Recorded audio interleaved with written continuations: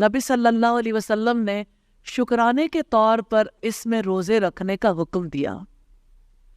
روزوں کے حوالے سے ہم دیکھتے ہیں یہ بڑا خاص کام ہے، خاص عمل ہے، اور خاص طور پر جس روزے کی بڑی فضیلت ہے وہ عاشورہ کا روزہ ہے۔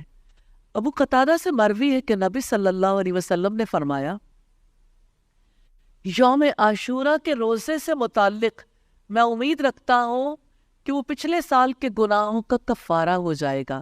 یہ ترمذی کی روایت ہے، حدیث نمبر 752 ہے۔ ایک اور روایت میں عاشورہ کی فضیلت یوں بیان کی گئی، سیدنا ابن عباس کہتے ہیں کہ میں نے نہیں دیکھا کہ نبی صلی اللہ علیہ وسلم کسی دن روزے کا ارادہ کرتے ہوں اور اس دن کو کسی دوسرے دن پر فضیلت دیتے ہوں، مگر اس دن یعنی عاشورہ کو اور اس مہینے یعنی ماہ رمضان کو دوسرے دن اور دوسرے مہینے پر فضیلت دیتے تھے۔ یہ بخاری کی 1902 نمبر روایت ہے۔ عاشورہ کا روزہ برکت والا ہے۔ عاشورہ کا روزہ پچھلے سال کے گناہوں کا کفارہ ہے، ایک سال کے گناہ۔ 9 ذوالحجہ کا روزہ اس سے زیادہ بڑا ہے، کیونکہ اس دن کے روزے کے بارے میں نبی صلی اللہ علیہ وسلم نے فرمایا ایک پچھلے سال اور ایک آنے والے سال کے گناہوں کا کفارہ ہو جائے گا۔ عاشورہ کا روزہ ایک سال کے گناہوں کا کفارہ۔ سوال یہ پیدا ہوتا ہے عاشورہ کے روزے کی ابتدا کیسے ہوئی؟ کیونکہ نبی صلی اللہ علیہ وسلم تو مکہ میں تھے۔ کیا مکہ میں آپ عاشورہ کا روزہ رکھتے تھے یا مدینہ میں؟ نبی صلی اللہ علیہ وسلم جب مدینہ تشریف لائے تو آپ نے دیکھا یہودی روزہ رکھتے ہیں۔ آپ نے پوچھا آپ اس دن کا روزہ کیوں رکھتے ہو؟ تو انہوں نے کہا بنی اسرائیل کی نجات اور فرعون کے ڈوبنے پر شکرانے کے طور پر روزہ رکھتے ہیں۔ تو آپ صلی اللہ علیہ وسلم نے فرمایا ہم سیدنا موسیٰ علیہ السلام سے موافقت کے زیادہ حقدار ہیں۔ سیدنا موسیٰ علیہ السلام نے پہلے روزہ رکھا تھا عاشورہ کا، تو پھر نبی صلی اللہ علیہ وسلم کو جب پتہ چلا تو آپ نے فرمایا ہم زیادہ حق رکھتے ہیں ان سے موافقت کا۔ مسلم کی 2712 نمبر روایت۔ تو بنی اسرائیل فرعون اور اس کے ظلم سے نجات پانے کی خوشی میں عاشورہ کا روزہ رکھتے تھے۔ ان کا سیدنا موسیٰ علیہ السلام کے دور سے یہ معمول چلا آ رہا تھا۔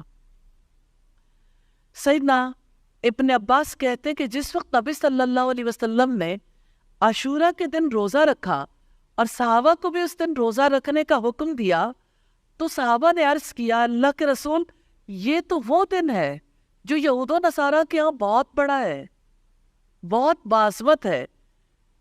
تو چونکہ یہود و نصارہ کی مخالفت مسلمان کا شیوا ہے کہ انہوں نے اللہ تعالیٰ کی مخالفت کی ہے، اس وجہ سے لہٰذا ہم روزہ رکھ کر اس دن کی عظمت کرنے میں یہود و نصارہ کی موافقت کیسے کریں؟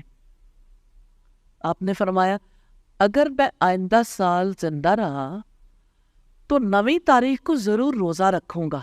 یہ مسلم کی 1134 نمبر روایت۔ اور آپ صلی اللہ علیہ وسلم اگلے سال زندہ نہیں رہے، لیکن آپ کا یہ قول محفوظ ہے، آپ کا یہ کہنا محفوظ ہے۔ اسی مشابہت سے بچنے کے لیے سیدنا ابن عباس رضی اللہ تعالیٰ عنہ 9 اور 10ویں کے روزے کے بارے میں حکم دیتے تھے کہ 9 اور 10ویں کا روزہ رکھو، یہود کی مخالفت کرو۔ ترمذی کی 755 نمبر روایت۔ سیدنا ابن عباس کہتے ہیں عاشورہ کے روزے کے بارے میں یہودیوں کی مخالفت کرو اور عاشورہ کے ساتھ ایک دن پہلے یا ایک دن بعد کا روزہ ملا لو، یعنی ایک اکیلا روزہ مت رکھو۔ مسند بزار کی روایت ہے 2385 نمبر پر۔ علامہ ابن حمام فرماتے ہیں عاشورہ کے دن روزہ رکھنا مستحب ہے۔ یہ روزہ فرض نہیں ہے لیکن رمضان کے روزے رکھنے سے پہلے فرض تھا۔ مستحب عمل جو ہے یعنی یہ بہت زیادہ پسندیدہ ہے۔ آپ صلی اللہ علیہ وسلم نے چونکہ حکم دیا تھا اس اعتبار سے سب کو عاشورہ کا روزہ رکھنا چاہیے۔ عاشورہ کی فرضیت کے بارے میں ہمیں پتہ چلتا ہے کہ اس کی فرضیت تو منسوخ ہو گئی ہے، یعنی اگر کوئی نہ رکھ پائے تو گناہگار نہیں ہوتا، لیکن اجر والا روزہ بہت زیادہ ہے اور پہلے مسلمان رکھا کرتے تھے۔ سیدہ عائشہ سے روایت ہے کہ قریش زمانہ جاہلیت میں عاشورہ کے دن روزہ رکھتے تھے، جسٹ امیجن، صرف عیسائی یہودی نہیں، یہ روزہ تو مشرک بھی رکھتے تھے، یعنی مشرکین عرب قریش بھی روزہ رکھتے تھے، نبی صلی اللہ علیہ وسلم بھی روزہ رکھتے تھے۔ جب مدینہ آئے تو وہاں خود اس کا روزہ رکھا، دوسروں کو بھی روزہ رکھنے کا حکم دیا۔ جب رمضان روزے فرض ہوئے تو عاشورہ کے دن روزہ رکھنا چھوڑ دیا، جس کی خواہش ہوتی اس دن روزہ رکھتا، جس کی خواہش نہ ہوتی اس دن روزہ نہیں رکھتا تھا۔